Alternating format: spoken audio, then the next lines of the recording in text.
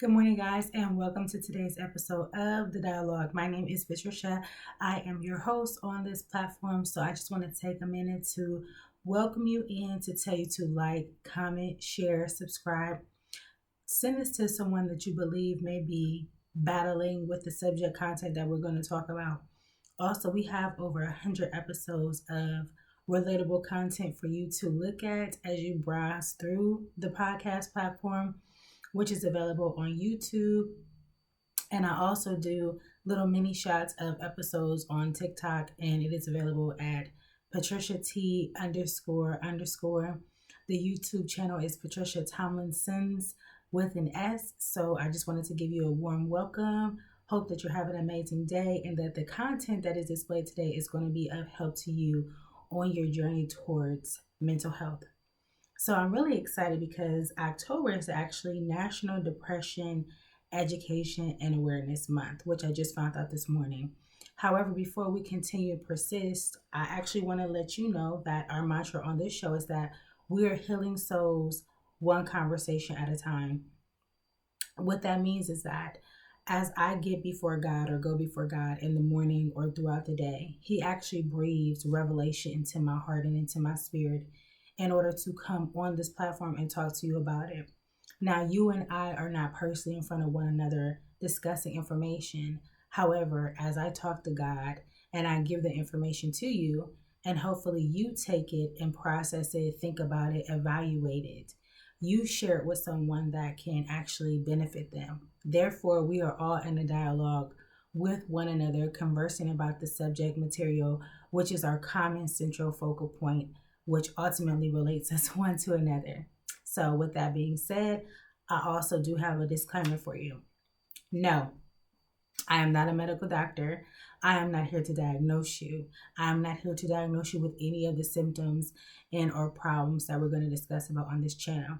However, this is an opportunity to serve as a beacon of light through biblical, applicable principles that you can apply to your life to get a desired outcome, as well as live a more fulfilling, balanced life. So, with that being said, I do have a lot of information for you guys today. Forgive me if you continue to see me look down. I actually have a paper. I went ahead and wrote everything out. I did not want to miss anything because this subject is very dear to my heart, because as a qualified mental health specialist, I actually just did a YouTube video about this.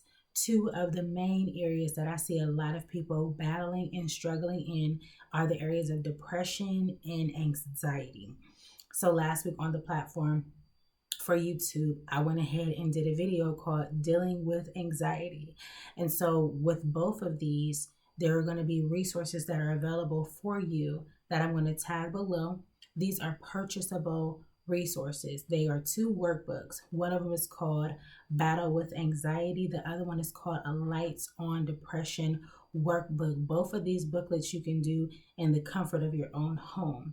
With that being said, maybe you are somebody that is not intensely comfortable with telling everybody what you've been through and what you've experienced. However, you are the type of person that understands that this is something that is plaguing your heart and your spirit and that you need help. Therefore, you have been thinking about or contemplating moving forward in your journey to actually assess and evaluate yourself to see what is actually taking place to cause you to battle with anxiety or depression. So these two resources are available. One of them is in my bio if you're on TikTok. The other one is actually in my link tree. And then I also have them linked throughout YouTube. So I'll also link them below. So if you haven't figured out yet, our subject material that we're talking about today is depression. So I want to first start with defining what depression is. It states that it is a persistent sadness, hopelessness, loss of interest or pleasure in activities. Therefore, when a person becomes depressed, oftentimes you will see things that they enjoyed before. Maybe it was someone that enjoyed working out. Maybe it was someone that enjoyed doing their natural hair. Maybe it was someone that loved to go out and paint, and all of that interest is just gone. It has left.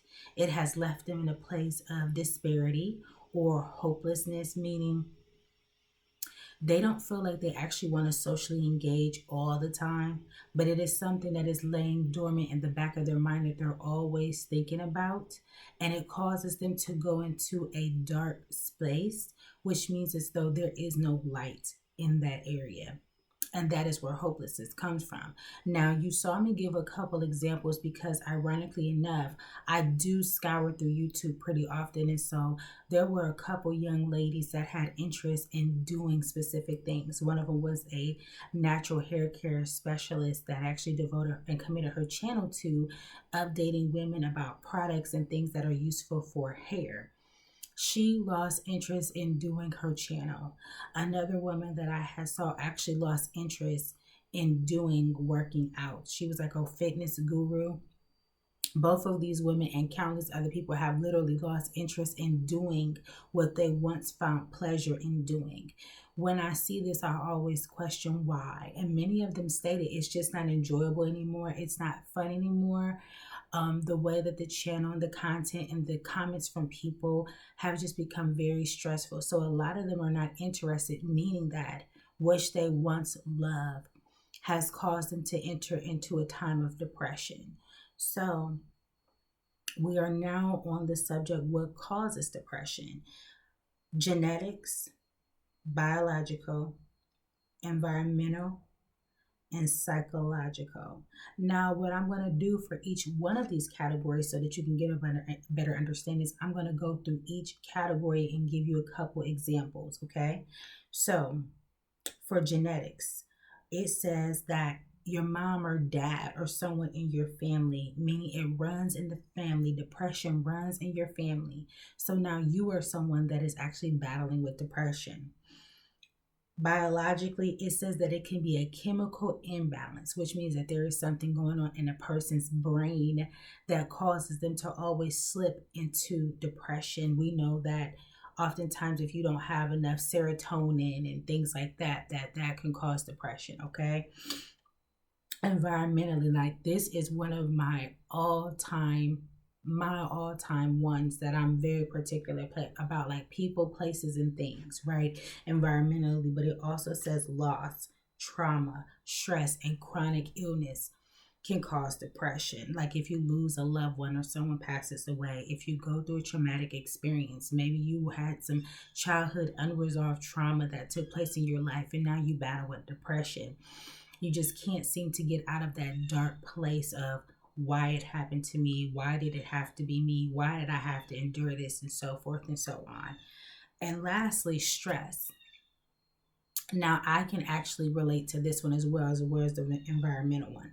Stress will cause you to go into depression because you're exerting so much energy, thinking about the situation, trying to see how you could fix it or resolve it. And when you don't come to a place of liking to the solution, it can actually cause you to slip into depression, where you're feeling hopeless, where you're feeling sad, where you don't even find pleasure in activities. Sometimes you can go through something so bad, all you want is that for that thing to be over and ended with. And so you will literally not go out, not live your life, not enjoy life because you want this thing to be over. And this can also be a sign of depression. Now, they also highlighted psychological, which is actually learned patterns and behavior. Now, that one actually was very interesting to me because I've known people and actually talked to people and had sessions with people who described how growing up with people that were depressed, they learned how to eat for comfort. They learned how to spend, which is more of a the word actually eludes my mind, but it's retail therapy, where people use certain things to kind of combat what they're actually feeling, which means as though they haven't processed, they haven't taken time with their self, they're in a stupor. They don't really want to deal, which is causing them to be depressed. Therefore, they use other mechanisms it's like a placebo form of coping, which means that it's not actually working. It's just their way of trying to deal with it. Okay. So next, I want to segue into myths about depression. Now, some of these myths to me were actually very interesting. Okay. And some of them were actually true. Okay, so it said that 50% more than often people that battle with depression, it does actually come back, which means as though you can be prone to a depressive mindset, meaning you can get over it, then something else will come and you'll get depressed. Now, let me help you understand something. Life can literally take a toll on you. So I don't want you to feel bad. If you are somebody experiencing depression, I just want you to understand that sometimes it is normal, but it does not have to be your normal, meaning that you can develop coping strategies and ways in order to help you navigate through and out of depression. You can have depression and not actually be sad, which means we see a lot of people, like we wonder how people actually, we see them one day and then they unalive themselves the next day. That can make you wonder, how is that possible? They were just fine, it was just okay. Well, that actually proves the notion that people that are depressed sometimes don't talk about or deal with the thing that is causing them to be depressed, because they can be embarrassed or ashamed or don't think anybody is going to understand it. Therefore, they decide the route that they want to take that is going to bring them the most relief. But who wants to be hopeless? And who wants to be sad all day, especially for someone that actually loves and enjoys life, that has a traumatic situation comes in and impacts them? That is life altering for some people. Okay. It also said older people with depression sometimes don't know that they have depression. And they said it can be confused for other symptoms. You know, as you're getting older, your life is winding down. You don't move as much or do as much because a person's body may be frail. This is not for everyone, but it can actually lead someone into depression, even noticing that they're getting older or things are changing that they can't change, right? And the interesting one, this one was very, very, very interesting to me. It said that depression and grief are two different things. Now, interesting enough, we understand that depression is different from grief, but I never thought about it like that. Like sometimes when you see someone grieving, you can see them go out of depression, but to me they always seem the same. I don't understand how, I never conceptualized that depression and grief are actually different. And I'm going to read what this says. This is from Find a Doctor at healthgrades.com. It says grief is normal, depression is not. The two do share many symptoms. Grief triggers depression in some people. However, grief and depression are not the same. The symptoms of grief, which may include intense sadness and withdrawal, comes in waves. Grief is interrupted by periods of feeling normal and having fond memories of a loved one. Grief decreases over time and doesn't make you feel hopeless or worthless. Depression is more constant and long lasting. Therefore, if people don't process through grief in the right way, they can actually slipstream into depression, which this is new knowledge to me as well today. I never thought about that. Normally when people pass away, we see sometimes they don't want to eat, they don't want to go anywhere, they don't want to be around anybody. So my automatic mindset was, oh, they're depressed. No, they are depressed, but that is not meant to be what healthy grieving is. When you go through waves, like you're okay, and then you think about something that you and them used to do, but you're able to get back up and move and continue to function. So that was actually something new to me. Next, I want to give some biblical application in regards to depression. So I listed out several people in the Bible that I actually saw went through different levels, intensities, and variances of depression, because I want to give you a picture to understand that depression can hit anybody. It can be extremely intense or not so severe. There are different circumstances that can make a person depressed and not. So, one of the characters that I want to talk about today is David. So David was a man of God. He was called to lead God's kingdom. However, before he got to the kingdom of God, there was a man named Saul that attacked David and literally wanted to annihilate him and unalive him. Can you imagine how depressing that is? You didn't ask for the mantle, which it was given to you from God, and now you're being attacked by many people, right? Because Saul would actually use other armies and people to try to locate David, stalk him, track him down to in his kingdom even before it started. Well, it's actually God's kingdom, but in his reign before it even started. So David oftentimes would find himself hiding in the cave of Adullam. He would find himself on the run, even from his own son, Absalom. David was on the run from his own son at a point in time in his story, and he went through times of depression. Now, we also have Hannah, who desperately wanted a son, and God had closed her womb for a season. And it led her into depression so much to where her husband questioned his validity in their marriage. Like, I'm not better to you than 10 sons. Like, what is this? And so she was depressed. Now, those are two examples of reasonable and justifiable depression. Now, I want to segue into Ahab.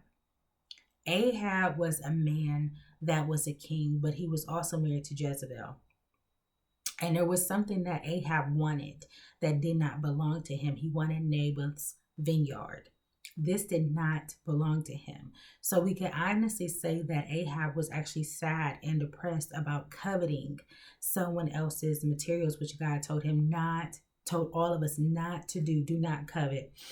And so in his depression, his wife Jezebel decides that she is going to conspire a plan to take from Naboth in order to give to her husband, Ahab, and unalives Naboth, right? And it's a really interesting story, not about the part about him unaliving, just how this woman literally takes things into her own hands to help someone that is depressed, right? Because his face was downcast, right?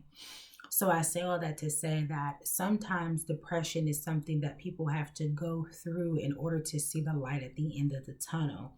Now, in regards to Ahab's situation, there was no light at the end of the tunnel for him. He just really needed to realize that it did not belong to him. That land was Naboth's vineyard. It did not belong to him.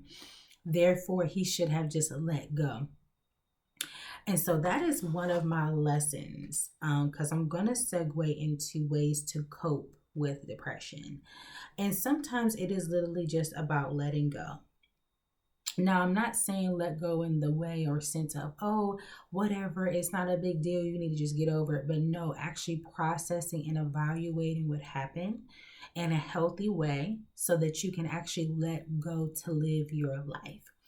When you look at Ahab, because he coveted this thing so badly, it actually got to the point where he was not living optimum functioning life. It was to the point where other people can't even notice, like his wife noticed that he was depressed and tried to fix the situation for him. That did not work in this instance. And I do not recommend trying to fix other people's depression. I recommend being a support, but ultimately helping that person by supporting them instead of enabling them to stay in depression is actually more beneficial, because once people find the solution for themselves, oftentimes they appreciate it a little bit more, right? So we're going to talk about ways to combat depression, right? Let us get back to vitality and having hope and moving forward in our lives to function, right? So I recommend that you have someone to talk to. Now, I am not going to limit the definition of someone to talk to. First, I'm going to definitely recommend God and the Word of God. However, there are friends that actually care about you, or family members that you're maybe able to talk to. The next one, I always recommend a therapist. Like, find a good therapist.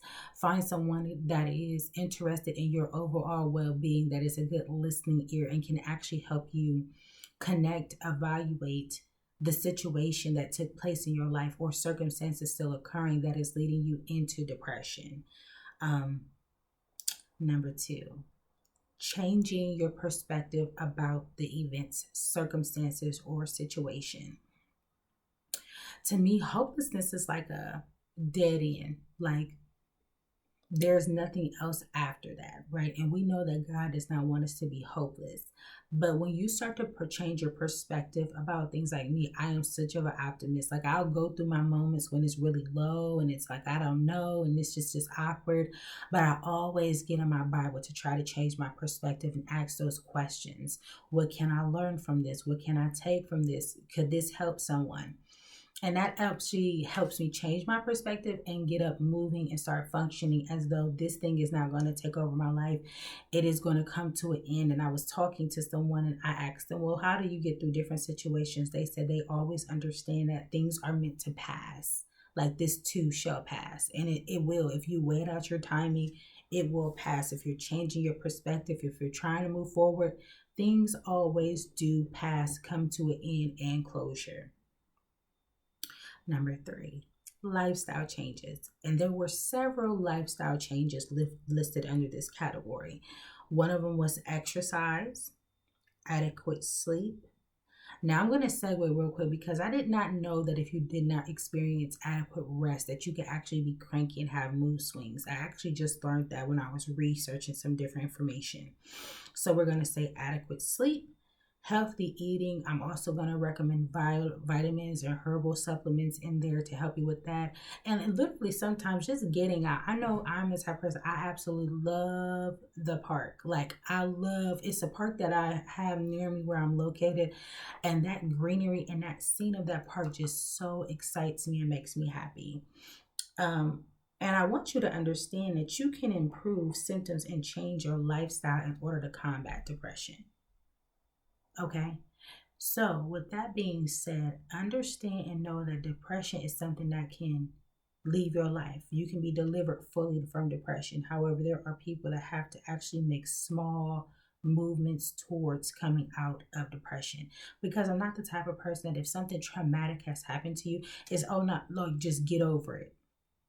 And oftentimes you do have people in your life that will tell you like just get over it, move on, like it's not a big deal. No, if it happened to you and it's impacting your mental state, it definitely is important, right? So, with that being said, I want you to understand that God does not want us to be helpless, because He always has a solution for every situation or circumstance that comes into your life. Now, if these coping mechanisms do not work for you or methods don't work for you, that is perfectly fine. You just sometimes have to sit down and evaluate different ways and structures that will help you to deal with depression. I can honestly say for me that there are just different things that I love to do, right? Because when we look out in the world and we look at the news and everything that is going on, it is so much information. I think it's actually too much for a person's mind, right? So what you have to do is you have to find ways to stay in light and to stay in a hopeful state, right? And not take or let what is happening in the world take your joy and lead you down into a dark vortex of depression. So for some people, depression can be a constant battle. And it is okay as long as you're trying to move forward and combat the depression, right? You're trying to move through it to live a fulfilling life. Okay. With that being said, as I stated at the beginning of today's broadcast, I actually do have a resource that is available for you. It is called Lights on Depression Workbook, or the Lights on Depression Workbook. This is a workbooklet that uses practical biblical principles. And as you go through it and answer the questions, it actually helps you to evaluate the depression in your life. So if you are someone that battles with it, I'm going to link this resource down below.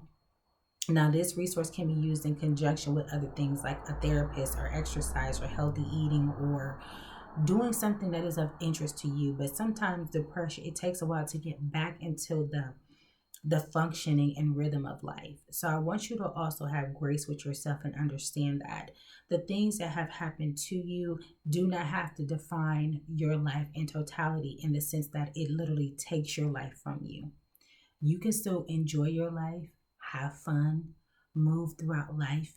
I'm not going to say as though nothing has happened, but put it into proper perspective. So you are living the abundant life that God has always wanted for you. So thank you so much for tuning into today's episode of The Dialogue. As you know, our mantra is that we're healing souls one conversation at a time. Please do not forget to like, comment, share, and subscribe. I'm going to link all of this information down below. I also do recommend that you find a therapist, or just actually sit with yourself and ask yourself, what is causing me to feel these feelings? Why am I going through what I'm going through? And if you can't get to the bottom of it or the root, that is where someone else coming into your life and giving you that support that you need can be of help. But ultimately, do not forget about God. Okay, while you're going through this transition and change, do not forget about God and His capacity to give you resources to help you combat depression. So, guys, thank you so much for tuning into today's episode of Dialogue. I am on TikTok at Patricia T __. And I'm also on Facebook. I do upload on there periodically, but please share this with someone if you think this is a beacon of light for them if they are battling with depression. Leave me a comment down below, and we'll be back with more content at a later date. I hope you have an amazing, beautiful, blessed day. Bye, guys.